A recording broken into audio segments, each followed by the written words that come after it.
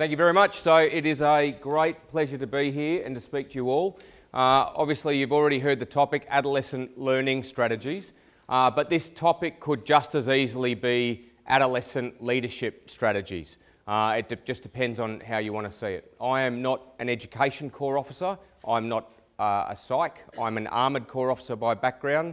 My experience is mostly Cavalry and my background is mostly 2 Cav B34.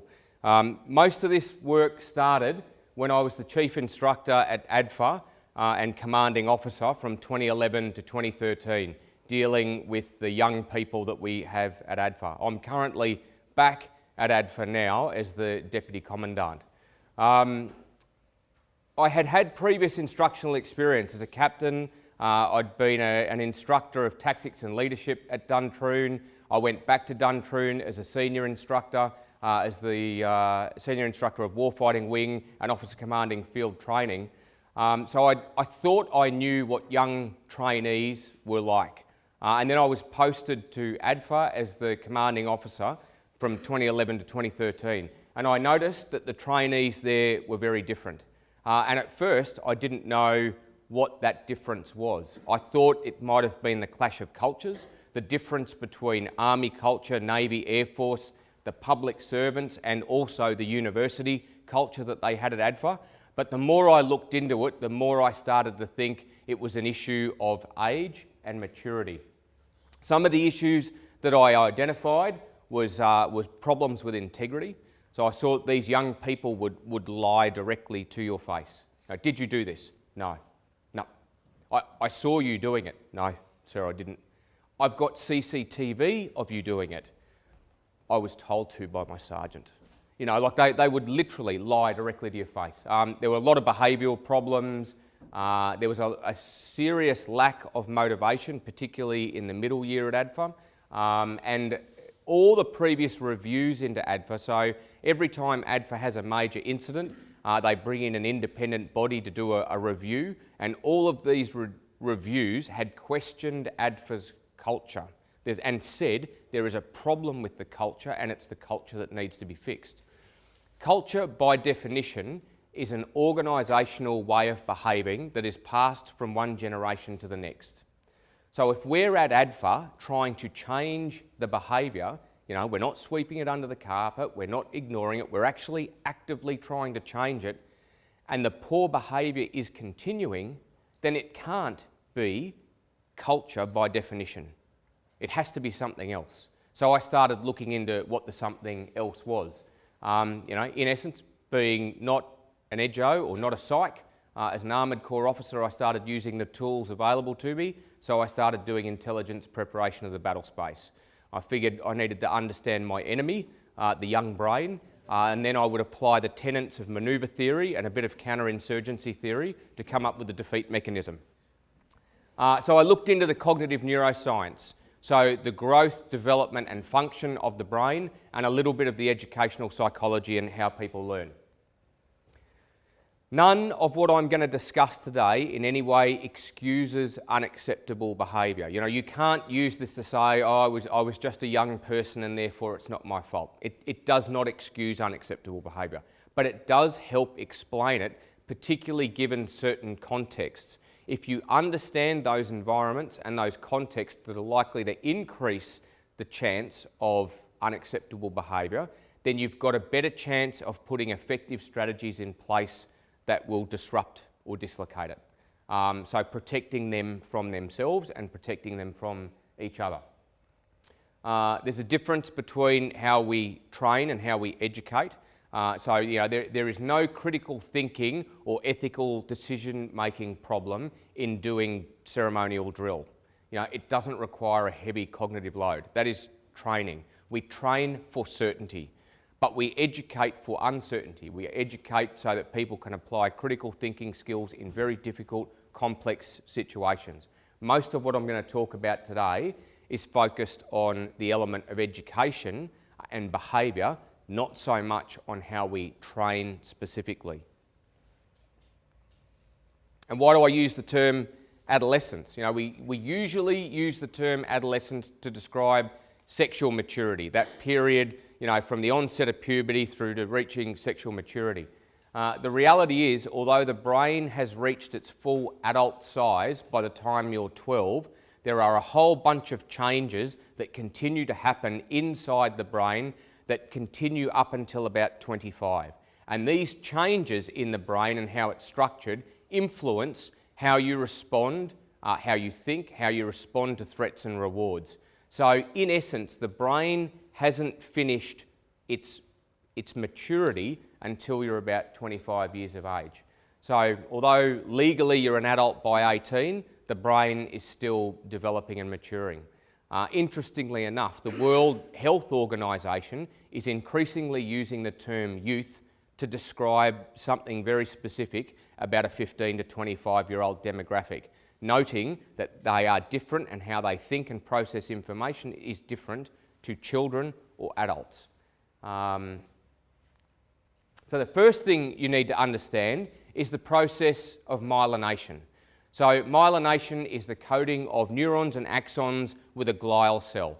The glial cell is fatty, and because it's fatty it looks white. So if you've ever heard the brain referred to as grey matter and white matter, it is this process of myelination that creates white matter. Once a neural pathway has finished myelination, the transmission of information across that pathway is accelerated by 6,000 to 9,000 times faster. So in essence, this process of myelination takes the brain from dial-up speed and puts it onto the broadband network.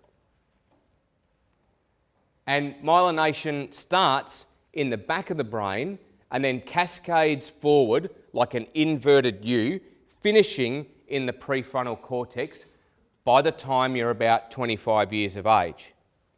Now, what's important about that is that the prefrontal cortex is responsible for executive decision making, judgment, planning, the ability to understand second and third order effects, impulse control, and empathy, the ability to see something from someone else's perspective other than your own. These are all products of the prefrontal cortex. So it's functional. The prefrontal cortex is functional from the moment you're born, otherwise you wouldn't be able to do anything. But although it's functioning, it's not hooked up to the rest of the brain, through this broadband network. So quite often we look at the things that young people do and we say to ourselves, what were you thinking? Quite honestly, the answer sometimes is they weren't. They were just caught up in the moment and the excitement of what was happening right there and right then, and they didn't give any thought to the second and third order effects or the consequences of what might happen if something went wrong. Often they can come across as being selfish and self-centred. This is because empathy is not their strong point. Everything seems to be from their own perspective and how things influence them. In this situation, this is why we see an instance of bullying amongst this age demographic, because they feel powerful, they feel in control when they bully and they don't empathise or see their victim's point of view. And consequence-based punishment, like the DFDA or something similar, is not that effective for moderating behaviour with a group of people who are not necessarily considering the consequences of their actions. Now, I'll also make the point here that in lectures about ethics and values, it's important to structure the learning to be from their own perspective, not how it feels to be someone else. So I'll give you a practical example of this. When we were at ADFA and we went through the Skype scandal of 2011, and the Broderick review that flowed out of it. One of the outcomes of the Broderick review was for us to introduce a sexual ethics package focused on the negotiation of consent, in essence, and that was delivered by an expert facilitator. When the expert facilitator came in and presented her lesson to a class of about 200 people in this age group, young officer cadets in training, she pitched it from the perspective of how it feels to be someone else.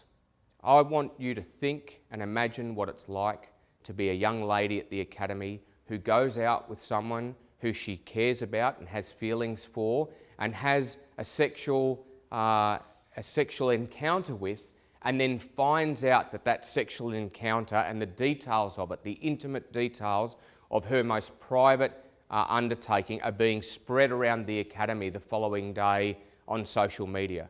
How do you think it feels to be that person? And when she was seeking engagement from the audience, there was very little. There was none. In fact, no questions. Does anyone have any questions? No hands were going up.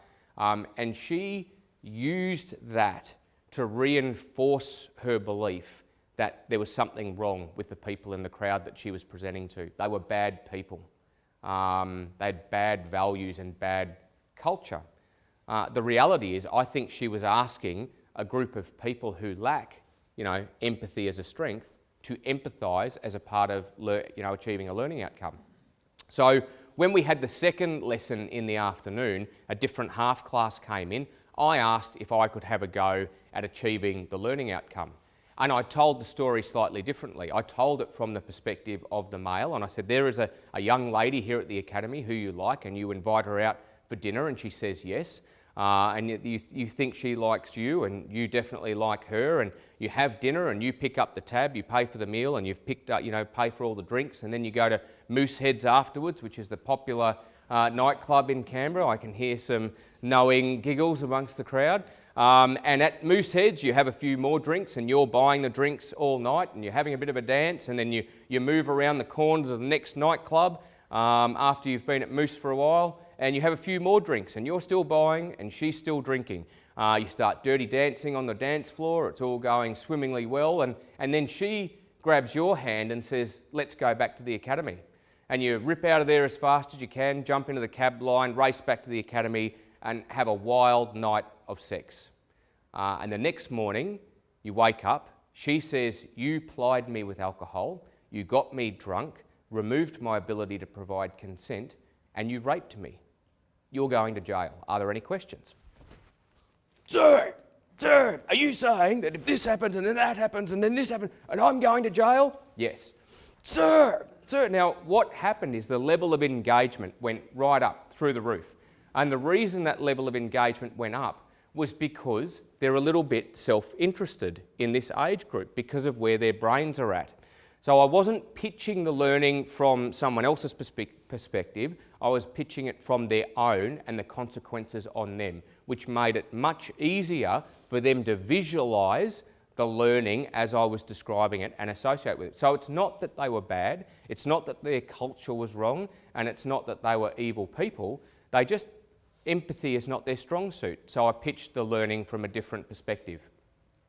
I would also say, because they don't consider the consequences quite often, a 40-minute PowerPoint presentation on rules and expected behaviours in and of itself is not going to be enough to moderate behaviour. You need to add more into the mix. So we've talked about the prefrontal cortex, which is one of the brain's decision-making computers. The brain has two decision-making computers, and the other one is the amygdala. And the amygdala is largely believed to be associated with emotion. All sensory input, less smell, but what you see, taste, touch and hear goes into the thalamus first before being sent to the prefrontal cortex and the amygdala at the same time. The reason information is sent to the amygdala is for a threat detection. And if a threat is detected, then the amygdala, through the hypothalamus, triggers that fight, flight or freeze response and that release of adrenaline to the body. Because of that fact that the myelination starts at the back of the brain and cascades forward, the amygdala gets hooked up to the broadband network before the prefrontal cortex does.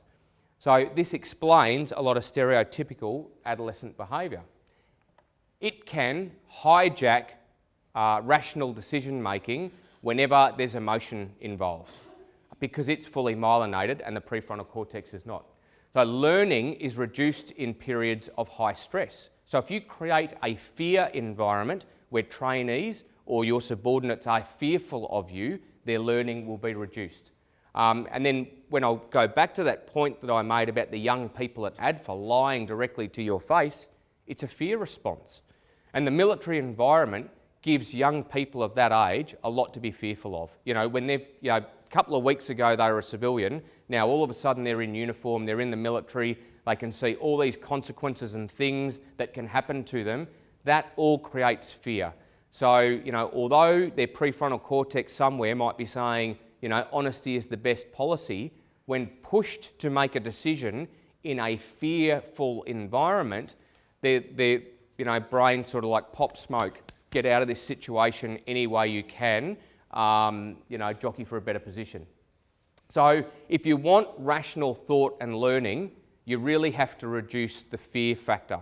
When I cast my mind back to how I was taught tactics at Duntroon, you know, we'd go out on patrol as a platoon commander, first opportunity in a platoon command appointment, surrounded by about 30 of your closest friends in the jungle where you can see about 10 metres in any given direction. A shot would ring out somewhere to the front, you'd all hit your guts. You can now see about 2 metres in any given direction. There would be a whole bunch of noise that you really couldn't hear. Lots of contradictory information coming in from your very helpful mates. And a complete fear about the assessment and the captain and the sergeant or sergeant standing over the top of you, explaining that you've got prisoners of war over there, you've got some wounded over there, the enemy's over there. What are you going to do, platoon commander? Well, if it's all right with you, sergeant, I'll just sit here and crap myself. You know, like you get into that decision paralysis mode because your sensory overload is just telling you that there is fear, there is assessment, and this is a bad situation. Now the options, you know, fight, flight, or freeze. So you either do nothing, or you go fight. I'll go straight up the guts with heaps of aggression, zero thought, straight into the enemy's engagement area. You know, and you'll have some people say, oh, that's a great attack, good aggression. No, it was a dumb attack. Everybody would have died. So what do? How do you improve this process, and how do we improve how we teach people in this situation? You remove the fear, and you give them control of the environment. You need to re-engage their prefrontal cortex. So if necessary, you tell the enemy party to slow down their firing, stop yelling and screaming, wounded person. Like, righto, what do you need to do? Bring out your combat military appreciation process. Let's step through the process in a very deliberate fashion. Enemy, what do you actually know about the enemy? Oh, he's somewhere over there. Okay, look at the ground. Where are you? You know where you are. If the enemy is firing at you from a position to your front, where do you think he would be? Where would you be? I'd probably be on that high terrain. Good. Well, if that's where he is, and that's a reasonable assessment, how can you use the ground now to manoeuvre your platoon into a position of advantage against that enemy position? Well, I could probably do this, and I could come round through that creek line and come. Very good. Let's get some orders happening that creates that effect. All of a sudden, you've removed the fear, you've taken the decision-making away from the amygdala, and you've put it back into the prefrontal cortex. Now, eventually, they have to be tested. There has to be a test of objective. You have to show that you can do it under a stressful circumstance. But the reality is, the more often you do it, the more often you practice these things, the more comfortable you become with them, and the less you're fearful of that environment.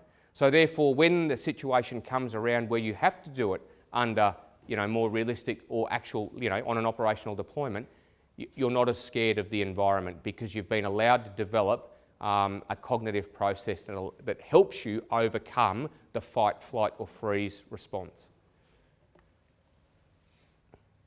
So the next thing you need to understand about young people is the nucleus accumbens. So the nucleus accumbens is a part of the brain's pleasure centre. It releases dopamine in response to reward stimuli.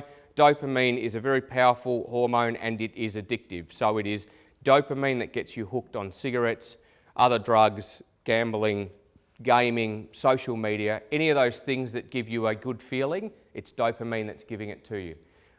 Research has shown an exaggerated response to reward stimuli in adolescents in comparison to children or adults. So if you put them on an MRI and you give them something that is rewarding, you know, like if you know, you say, here, well done, have a minty. On a child's brain, you'll see the nucleus accumbens light up. Oh, I've been rewarded. I find that pleasurable. I'll give myself dopamine. If you do the same to an adult, well done, here, have a minty. The nucleus accumbens will light up. It'll say, oh, been rewarded. I find that pleasurable. I'll give myself dopamine. If you do it with an adolescent, the nucleus accumbens lights up in a much more exaggerated fashion than in children or adults. It blows the charts. It tells us that adolescents are reward driven. This is very powerful information. My 6-year-old Spoodle, Rupert, is reward driven. He's a very smart dog. He knows lots of tricks. He's been through 2 years of obedience training, but whether or not he chooses to do those tricks depends on the context, the distractions, and whether or not he feels like it. If I pick up a little square of hot dog, he becomes immediately focused. He sits his butt down, his tail starts to quiver, and he can't wait to be given a command so that he can do the thing that will give him that square of hot dog, because he is reward driven and hot dog is his reward. Using this with adolescents is they're reward driven, but you need to understand what their square of hot dog is. So, all of the research tells us that it's extrinsic rewards, not intrinsic. So extrinsic means it comes from outside of them. This is very different to adult learning. Adult learning is predicated on intrinsic motivation. Adults bring their own motivation to learn. They learn because they get joy from the new information that they have and their ability to apply that information in the workplace. It is very different with adolescents. They want something. You know, they're not at school because they want to be there. They're at school because their parents make them go. You know, they do university largely because their parents say you need to go to uni and you need to get a real job. They do it because the motivation comes from outside of them. So it's the same in day-to-day business. You know, you'd say, well, it's just your job. I expect you to do their job, but they want something for it. It doesn't have to necessarily be financial. You know, it can be just praise. Well done, good job. Particularly in a public environment, it is very good. Short-term and immediate rewards. They want instant gratification. Does this sound familiar? This is not a Y generation, Z generation, millennial thing. This is all adolescents. They want an immediate feedback loop on what they've done that is good. And above almost all else, they want peer status. So when I started to work this out, when I was doing this research and I learnt that they're reward driven and I learnt that peer status was valuable, I started doing focus groups with the cadets at ADFA and saying, what would you value? You know, what would you see as a rewarding thing that we could give you for doing the right stuff? I said, rank. We want rank back. Because at the moment, ADFA, since the Grey Review, there is no rank structure at ADFA. There's no trainee rank. Short-term extrinsic peer status. So, well, maybe not rank. You know, we're probably not ready to bring rank back yet. What else might you like? Well, on our name tags, we could have 1 stripe to recognise that we're first year, 2 stripe to recognise we're second year, 3 stripes to recognise we're third years. That sounds a little bit like a rank system to me. If not that, then what? What else might you like? Well, we could have different coloured name tags to represent what year we're in. So everything that they were saying was all about racking and stacking themselves as a peer group and identifying that, you know, I'm better than you because I'm a second year and you're just a first year. If not that, nothing to do with name tags, named car parks. You know, these were the sorts of things that they wanted, private car parks. So what do we know from this? Based on what we've learnt so far and building on effective strategies, if we know that consequence-based punishment is not the greatest way to get what we want out of them, rewarding the behaviour is. So rewarding the behaviour you want to see is much more effective than punishing the behaviour you don't want to see. Elevate their peer status. We know this. We know this as a society. We have learnt it over time. You know, look at our own uniforms. They're covered in badges of achievement. You know, Cubs, Scouts, karate uniforms and all the coloured belts. These were not products of traditional martial arts. That they have been brought in because people intuitively know what motivated young people, getting that next belt, getting that next colour. You know, a soldier will fight long and hard for a piece of coloured ribbon. This was a quote by Napoleon Bonaparte, who was largely the father of our modern day honours and awards system. He knew this. So give praise often. You're not handing out VCs. It doesn't take much to say, well done, that's a great job, really proud of you. You know, often we think of this through a military mindset of only rewarding people who go above and beyond the call of duty. No, if someone's just done a good job, let them know. It'll really be productive. So I also talk about using poor performance as an opportunity for positive reinforcement through a roadmap to recovery. So this is something that we built into ADFA. We knew young people were going to make mistakes. It's not just young people. Everybody makes mistakes. I make mistakes on a daily basis. It's what you've got to learn from those mistakes though.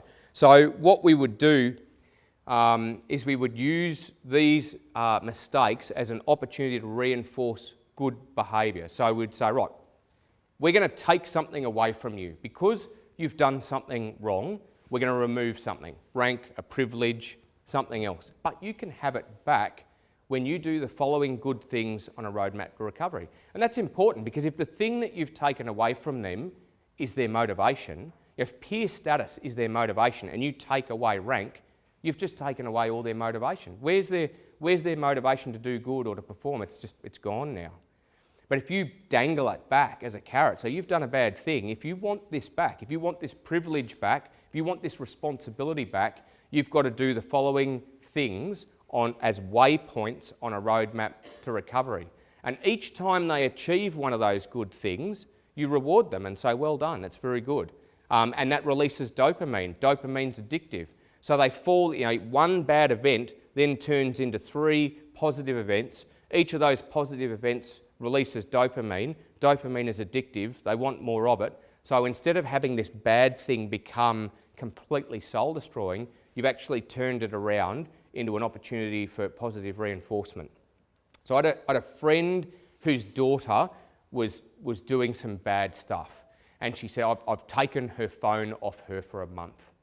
I said, okay, I bet you she hates you. She said, yep, that's what she said.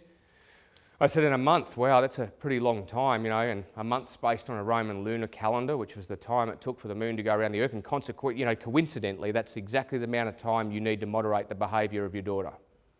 What are you saying, Brad? Well, what I'm saying is, what do you want? Do you want punishment, or do you want to change her behaviour? Because at the moment, you're punishing her, and the whole time she's being punished, every time she goes to bed and wants to catch up on what her friends are doing on social media, every time she gets to school in the morning and her friends are all talking about silly cat videos that they watched the night before and she's missing out on that conversation because she didn't have her phone, she's thinking, I hate you.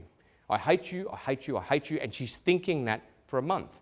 And when the brain learns something, it's not just a cloud of ethereal stuff floating around in an empty skull. When the brain learns something, it lays down a new physical neural pathway.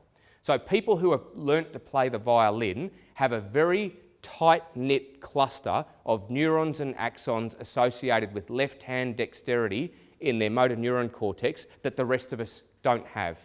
So at the moment, her daughter was laying down a neural pathway of I hate you, I hate you, I hate you. And when the phone goes back, those neural pathways don't disappear. So the next time the daughter's placed in a situation where she's thinking, how do I feel about my mum? Oh, that's right, there's a neural pathway here, it's a highway of how I feel about my mum, and it's not positive.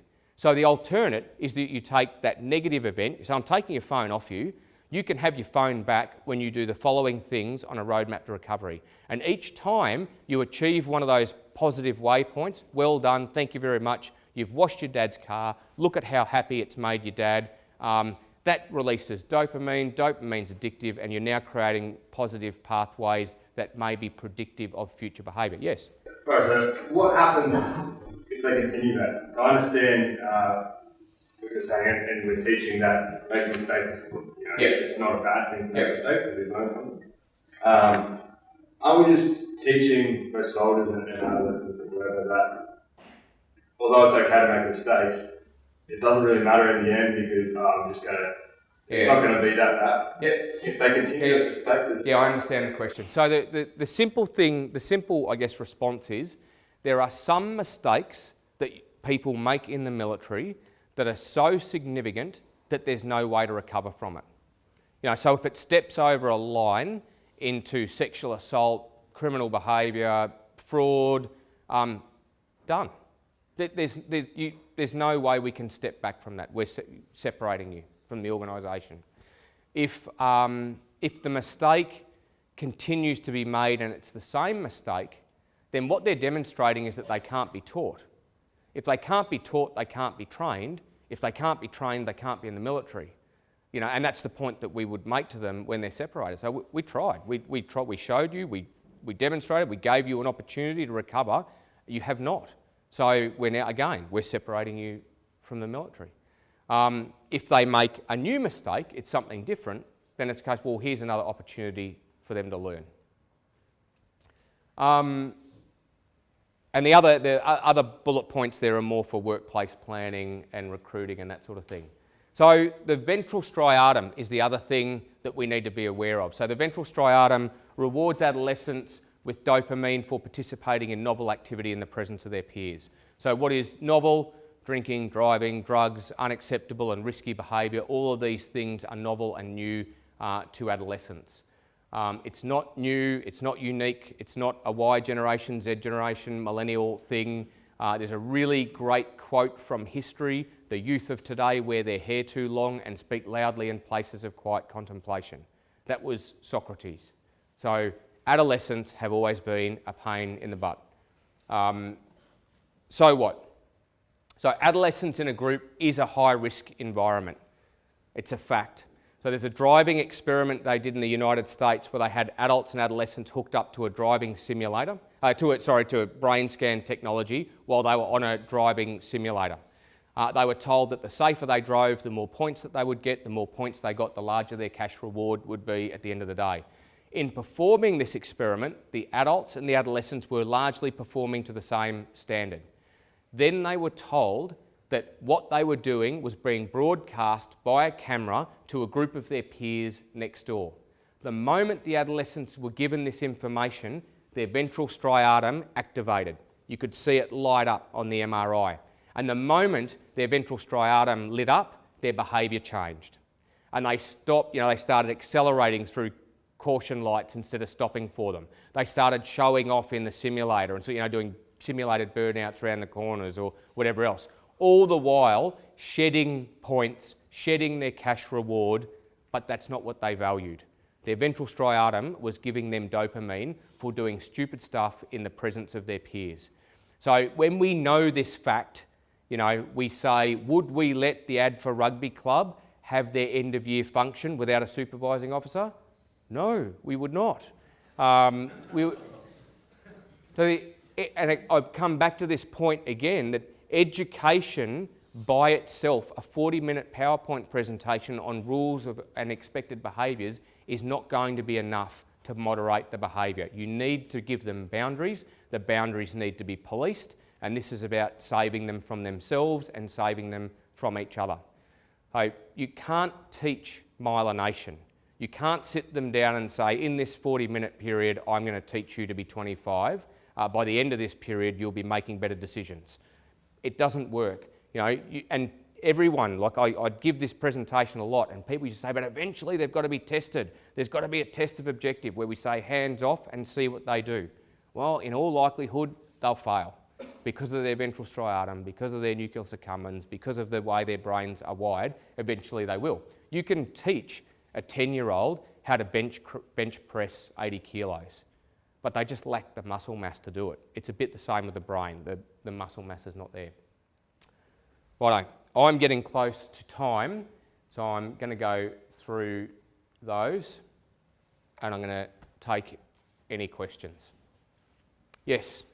So, you were saying that you can't speed up the maturity process. Is there a difference between the maturity process and something like emotional intelligence and how early we would teach that? Or is that intrinsically linked to the maturity process? So I think a big part of emotional intelligence is the ability to empathise with other people, and that's a product of this myelination. So everything I've said today doesn't mean they can't do it. They can empathise, but it's not their strong suit.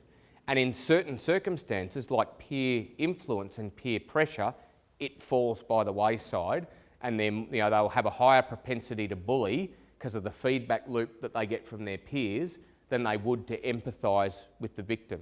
Now, as that process of myelination continues, it comes back into balance, and they're more likely, I really feel bad for that person. I might not bully them. So I'm not saying that they can't do these things. Their brains do function. The prefrontal cortex does function. It can plan. It can do these things. But under certain contexts, the likelihood of it having a fail increases. Yes? So all our training establishments try to incorporate adult learning principles. Are you saying we need to hold that off to a certain level, or is it applicable to keep applying it, or we need to moderate a bit? Yeah, I think we need to moderate it a lot. And in all honesty, I can't keep up with the demand to give this presentation in our ab initio training institutions. So all the officer training establishments, CAT-C changed the shooting continuum based on this and how we teach people to operate the steyr, took away all that fear factor, and when they did it, when they changed that approach of removing the "don't get ahead of me," all that sort of stuff, and made it a more comfortable environment, the rates of first pass of the test of objectives went up through the roof. So I think there are lots of environments where we can do things better based on this knowledge. And this research, the science that underpins this is recent. It's increases in brain scan technology that have given us this information. So it's all in the last 10 years, we've learnt an awful lot. So what people were doing prior to that was good, and it was based on what they knew then.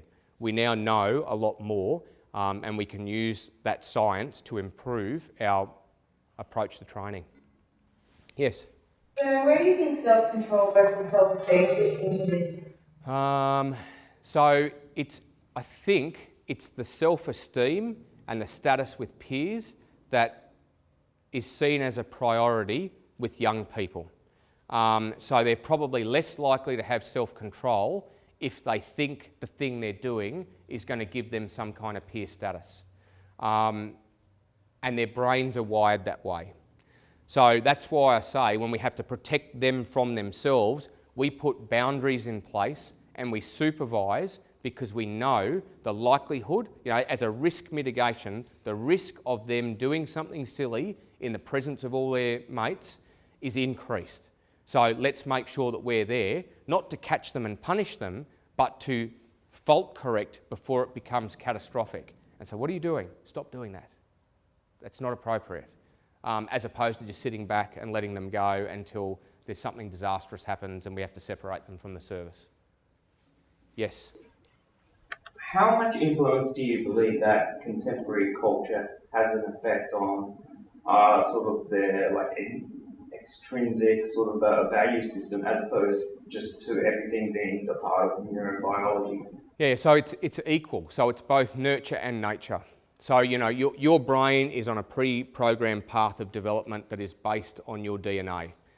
So whatever DNA your parents gave you, that's about where you're going to get to. And it's no different to a sort of a physical growth. The DNA that my parents gave me said, you're going to be 5'8", you're not going to be 6'3". No amount of effort on my behalf will change that. I can go to the gym, I can work on my beach muscles, I can do a few things like that, but I'm not going to get any taller. It's the same with your brain. So your brain's going to get to about a certain point based on the DNA, but everything that your brain interacts with in an environmental sense impacts its development. Abuse in early life can permanently impair brain development. Working and studying and learning new things can change the way the brain grows. In the same way violinists have that tight-knit cluster of neurons and axons associated with left-hand dexterity. So what I think we're seeing a big change in now, what has changed the environment, is the advent of social media. So there's a whole new world now where they're communicating and getting influence on their brain and their brain's growth that is different to previous generations. I think I'm getting close to time and I'm going to get called. So I'll be still around here for the next couple of hours, guys, if you've got any questions you want to ask in the breaks.